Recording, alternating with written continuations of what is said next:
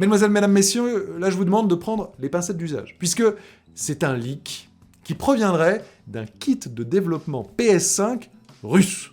Et qu'est-ce qu'on y apprend? Vous avez vu, peut-être, j'ai pu constater que sur la Xbox Series X, les 1 Tera de SSD, et c'est le cas à chaque fois, hein, quel que soit l'appareil, hein, votre smartphone, etc., c'est pas 1 Tera de stockage réel au final. Mais donc ce Tera s'était transformé en 802 Go. Ce qui fait quand même une perte, entre guillemets, entre l'OS et d'autres choses, de 198 Go en moins. Alors quand on sait que, du côté de la PS5, le disque dur de la PS5, enfin le disque dur, le SSD de la PS5, lui, c'est moins, hein, c'est 825 Go, c'est pas 1 Tera.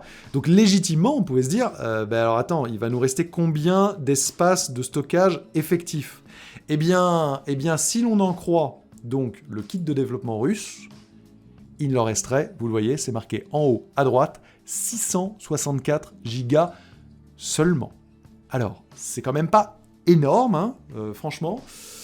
C'est beaucoup moins donc potentiellement que sur Xbox Series X, puisque je vous disais, 802 Go versus donc 664 Go, c'est à confirmer évidemment. Hein.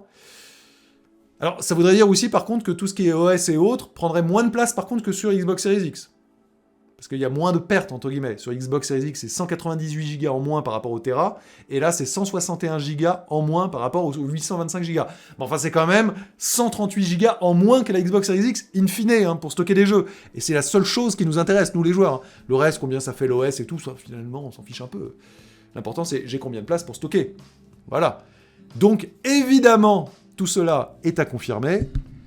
Si tel était le cas, ça fait quand même pas beaucoup, c'est un petit peu rikiki, et j'en profite aussi pour vous montrer.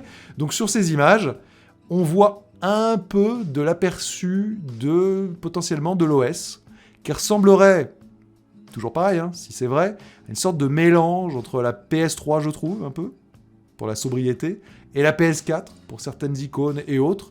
Bref, écoutez, Sony, on est quand même plus très loin du lancement, hein. Un peu plus d'un mois seulement. Ce serait peut-être temps de nous montrer, justement, cet OS, la navigation, les menus, etc. On a hâte. Un petit post de blog où vous venez à la maison, vous posez la console, voilà, hein, vous savez, ça peut se faire. Hein. Donc, croyez-moi, je suis au taquet pour, évidemment, tout comme pour la Xbox Series X, vous donner toutes les infos dès que je le pourrai, test manette en main sur la PS5.